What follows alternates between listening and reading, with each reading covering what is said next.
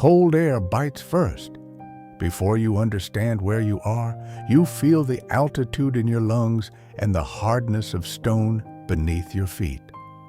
Dawn is just beginning to spill across the mountains, turning their dark edges silver, and all around you a city is waking with a kind of quiet certainty you have never felt before. There is no frantic rush here, no chaos, no clumsy noise of a place struggling to become itself. Everything already feels finished. You stand in Cusco in the year 1520. The walls around you rise in immense blocks of fitted stone, so precise they seem less built than commanded into place. Thin light slides across them, and the city answers in layers. Footsteps on worn streets, the murmur of voices, the distant call of handlers moving animals through the morning chill, the soft stirring of a capital that does not doubt its own importance. Above you, the sky is cold and clear. Below it, this city appears to rest exactly where the world intended it to be. And that is what feels most striking. Cusco does not simply look powerful. It looks certain. Certain in its gods, certain in its rulers, certain in the order of its streets, and the rhythm of its people. Nothing about this morning suggests weakness. Nothing hints at panic. Nothing feels temporary. If you knew nothing else, you would believe this city had always existed like this and always would. But there is something almost unbearable about a world at the height of its confidence. Because sometimes the most haunting moment in history is not the one after everything changes, but the final morning before anyone knows it will. As the light grows, the shape of the city begins to reveal what the darkness kept hidden. Cusco is not merely a place where people live, it is a place arranged to mean something. Streets seem to pull inward with intention. Open spaces do not feel accidental. The plazas, the terraces, the walls, the movement of bodies through them all suggest a design larger than comfort, larger than convenience. This is a capital built to be seen, obeyed, and remembered. To the people who live here, Cusco is more than the seat of power. It is the center from which power makes sense. Messengers move quickly through the morning, carrying news across distances that would exhaust most men. Nobles pass with the kind of composure that comes from living close to authority. Priests and attendants move through spaces charged with ritual. Laborers begin the day already folded into duties older than themselves. No one appears lost. No one appears detached from the structure around them. Every person seems connected to something beyond private desire. That may be the strangest feeling of all to someone standing here for the first time.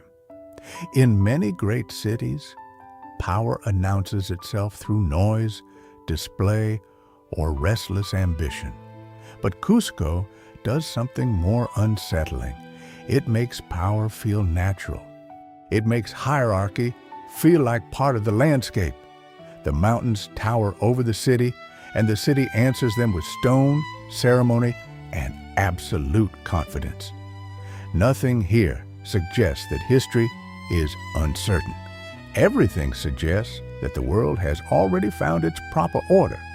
And when a civilization begins to believe that, its capital changes meaning. It becomes more than a city. It becomes proof. Proof that the gods have favored this people. Proof that the ruler at its center stands where he is meant to stand. Proof that the empire surrounding these heights is not temporary or fragile, but anchored to something deeper than time itself. So as morning spreads across Cusco, what you feel is not simply awe. It is the sensation of standing inside a world that believes it is the center of all others. From where you stand, the city feels immovable. Not simply strong, not simply rich, but fixed with the confidence of something that expects to outlive generations. The stone beneath your hands does not bend, and the walls do not merely surround the city. They define its character. Each block has been shaped and set with such precision that the line between engineering and authority begins to disappear. These are not structures that ask for admiration. They assume it. That same certainty extends far beyond Cusco itself. This is the heart of an empire stretched across mountains, valleys, deserts, and roads that seem to challenge the shape of the earth. Somewhere beyond the city, runners are already carrying messages over impossible distances. Storehouses stand stocked against hunger. Officials count, direct, and organize. Labor moves where it is needed. Orders travel outward from the center, and the center answers back with astonishing speed. Even here, in the cold stillness of morning, you can feel the weight of a system too vast to be seen all at once, yet disciplined enough to hold together. That is why Cusco feels permanent. Power here is not performed as a single moment of spectacle. It is repeated in stone, in roads, in labor, in memory, in the daily obedience of people who have grown up inside its logic. The empire does not look improvised. It looks arranged, reinforced, and protected by habits so deep they feel like nature. If a city can persuade its people that order is eternal, then every sunrise begins to feel like confirmation. And yet, permanence is often a feeling before it is a fact. Standing here, you would never guess that certainty can be its own kind of blindness. You would only see what everyone here sees: walls that do not crack, authority that does not shake, and a civilization so carefully organized that change itself feels impossible. Now, the city comes closer. What felt immense at dawn begins to feel inhabited. The grandeur remains, but it is no longer distant. You hear it breathe. You pass through narrow streets where morning has fully arrived, and the life of Cusco reveals itself not as spectacle, but as rhythm. Women carry woven cloth and food prepared for the day. Men move with tools, burdens, and practiced purpose. Llamas are guided through the cold air with calm familiarity. Somewhere nearby, grain is being ground. Somewhere else, fires are being tended. The scent of smoke, wool, earth, and cooked maize drifts through the waking streets.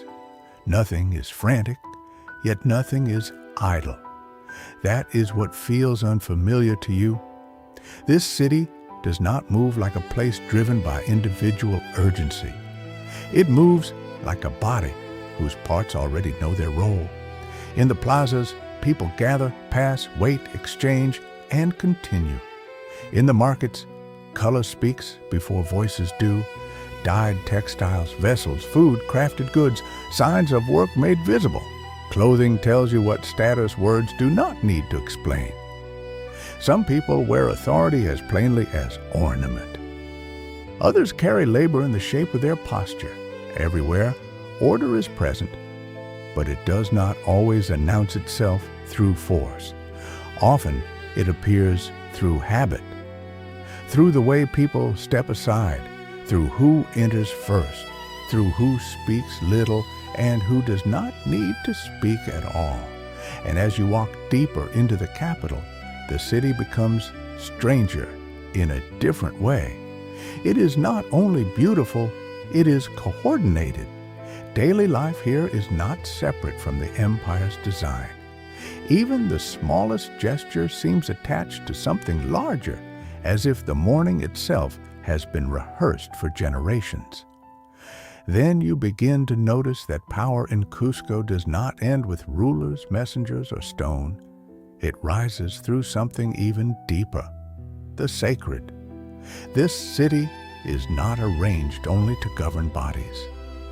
It is arranged to orient souls. The plazas are not merely places of gathering. The temples are not only monuments.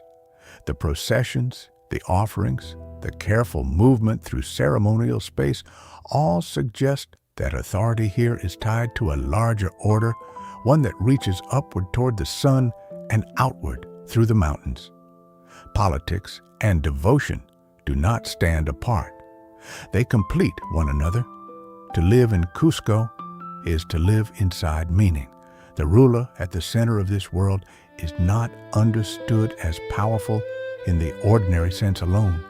His position is woven into a cosmic design. The empire does not simply command labor or collect tribute. It presents itself as part of the balance of the universe, a civilization aligned with forces older and greater than any single life. That is why obedience here can feel different from fear. It can feel like participation. You see it in the quiet seriousness of ritual, in the way sacred places shape movement, in the attention paid to symbols that would seem decorative to an outsider but carry immense weight to those who belong here. Nothing is merely ornamental. Gold flashes not just as wealth, but as radiance. Stone is not only durable, but sanctified by placement, purpose, and memory. And suddenly, the city becomes harder to separate into categories familiar to you. Where does religion end and government begin? Where does architecture stop and belief take over? In Cusco, those boundaries blur until they almost disappear. Power feels calm here because it is echoed by the sacred, and the sacred feels unavoidable because it has been built into the city itself. That is why the capital does not just impress you. It surrounds you with a feeling that this entire world has been ordered by more than human hands. But a world this ordered is never without cost. The calm you feel in Cusco, the precision, the confidence, the sense that every person and every stone belongs exactly where it should, all of it depends on something heavier than beauty. Order this complete must be maintained. It must be fed. It must be repeated through human lives until duty feels as natural as breath. That is the hidden weight beneath the splendor. The empire does not hold itself together by admiration alone. It holds because labor can be demanded, because obligations are woven into the structure of life, because communities do not exist outside the system, but inside it. People work not only for themselves or their households, but for a design larger than either. Roads, terraces, temples, storehouses, ceremonies, administration, all of it rests on organized effort directed from above and accepted as part of the world's proper balance. To an outsider, that can seem astonishing. To those within it, it may simply seem normal. That is often how powerful systems endure. They do not need to explain themselves every day. They become so familiar that necessity and authority begin to sound like the same thing. The empire gives order, protection, identity, meaning.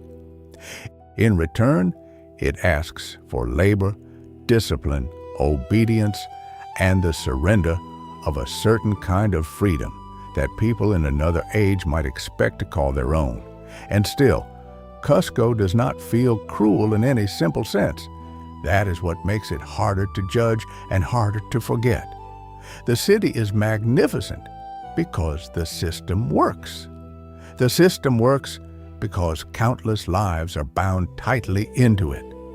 Splendor and control are not opposites here. They rise together. The more perfectly the capital expresses harmony, the more you begin to understand how much human effort, submission, and coordination are hidden behind its calm surface. So the city changes once again, in your mind. It is no longer only beautiful, no longer only sacred, no longer only strong. It is a masterpiece of order, and every masterpiece asks something of the hands that make it possible. And that is why almost no one here would believe the world is about to change. Why would they? Nothing around them suggests collapse. Nothing in the street sounds like warning. The city still rises in flawless stone. The rituals still continue. The officials still direct. The labor still holds. The empire still stretches across a landscape vast enough to make distance itself feel conquered. From inside a system this immense, stability does not feel temporary. It feels like the natural condition of life. That is the illusion strength creates at its peak. When people live close to lasting power, they begin to mistake endurance for destiny. They stop imagining interruption. Order becomes so familiar that it no longer seems defended or fragile. It simply seems true. The sun rises. Duties continue. Authority speaks. The world answers. And because this pattern has repeated so completely, it becomes difficult to imagine another one. So no one wakes this morning and thinks of endings. No noble stepping across a plaza believes he is moving through the final calm of an age. No laborer beginning the day imagines that future generations will look back on this world with the ache reserved for something already half lost. No priest tending to ritual feels history gathering in the distance like weather beyond the mountains. That is what makes moments like this so unsettling. History rarely announces itself before it arrives. It does not always come with thunder, with prophecy, with a city trembling before the blow. Sometimes it comes quietly toward people who are still fully inside their certainty. Sometimes the most fragile moment is the one that appears most complete. And here in Cusco in 1520, completeness is everywhere, which is why the shadow approaching this world remains invisible to the very people standing in its light. By midday, Cusco is fully alive. Sunlight spills across the stone with a brightness that makes the city appear almost untouchable. The plazas are no longer waking. They are functioning. People cross them with confidence, as if every path has been walked 1,000 times before. The rhythm of labor continues. Goods move. Voices rise and soften. Ceremonies unfold with the patience of things that do not need to prove themselves. The capital is doing what great capitals do best. It is making power look ordinary. And that is why this day feels so painful to witness. Not because anything is visibly wrong, not because the city has begun to fail, but because it has not. Everything still works. Everything still shines. The order is still intact. The sacred still frames the political still directs the human, and the human still disappears gracefully into the design of the whole.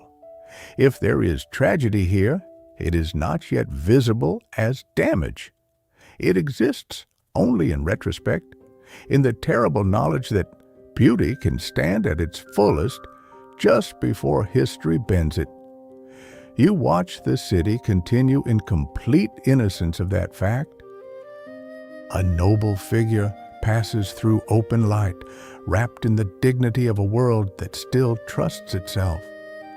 Workers move through shadow and brightness with the practiced motions of necessity. Somewhere an offering is made, somewhere a message is carried, somewhere a meal is prepared. Children grow inside this order without knowing it is temporary. Elders move through it without suspecting that others, long after they are gone, will speak of this moment with a kind of grief. That is what turns the ordinary into something haunting. because the most devastating days are not always the ones when the blow lands.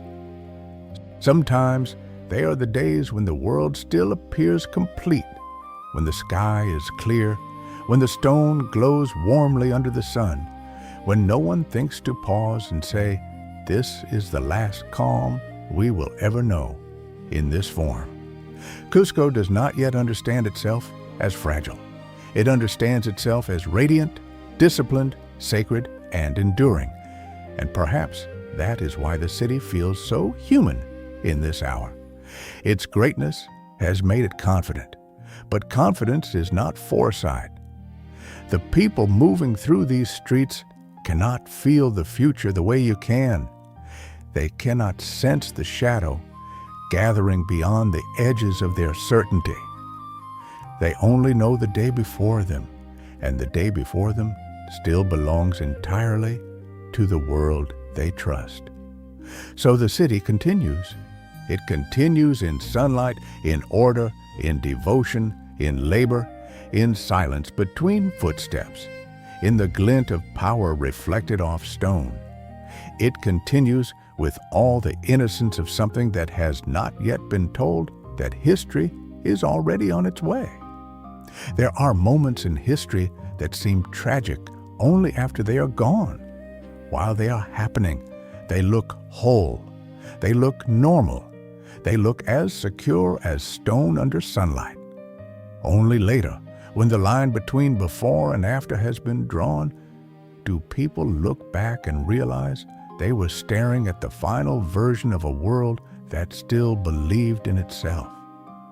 Cusco in 1520 carries that kind of weight. What makes this moment so haunting is not weakness, but fullness. The city does not appear exhausted. It does not seem broken by internal decay or stripped of meaning.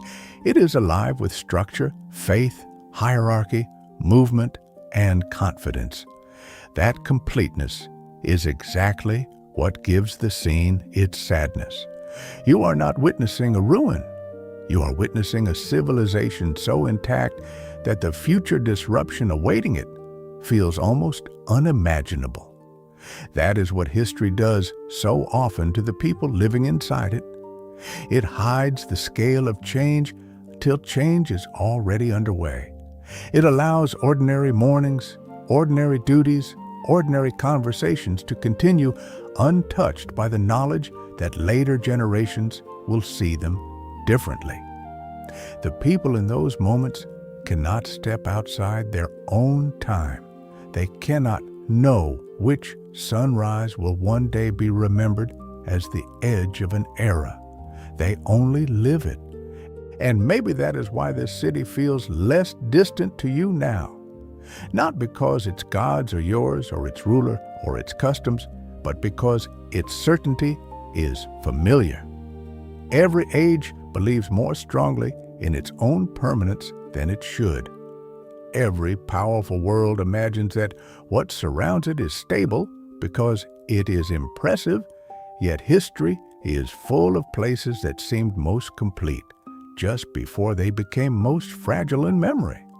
So when you look at Cusco now, what haunts you is not simply what will happen next.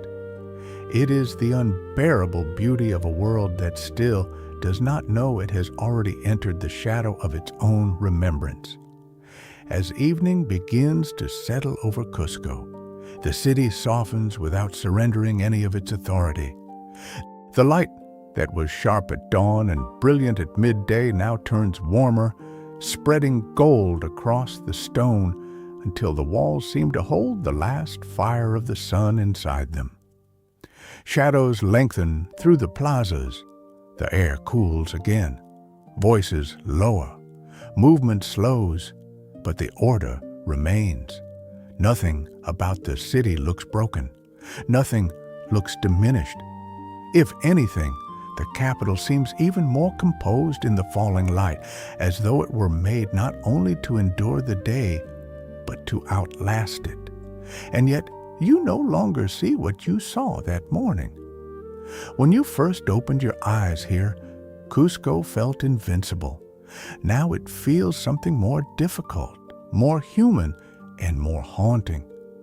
You can still see the precision, the beauty, the sacred confidence that binds this world together. But now, every wall, every ritual, every measured step carries a second meaning. It is not only part of a living empire, it is part of a final calm the people around you cannot name. That is the sorrow history leaves behind. Not simply destruction, not simply change, but the memory of how complete a world once felt before it understood its own vulnerability. The people returning home tonight do not know they are walking through a moment others will one day study, mourn, and imagine. They do not know that future generations will search these stones for answers, or that the silence between these mountains will someday feel heavier than the voices that once filled it. Tomorrow has not arrived yet. The roads still carry messages. The temples still hold their meaning. The empire still believes in itself. But the shadow of tomorrow is already here, hidden in the fact that no one can see it. That is what gives this evening its ache. You are standing inside the last hours of unquestioned certainty, watching a civilization remain entirely itself on the edge of becoming memory. So when the sun slips behind the Andes and Cusco settles into night, one thought remains. Great worlds do not always end in the moment they appear weakest. Sometimes they are most moving when they still appear whole.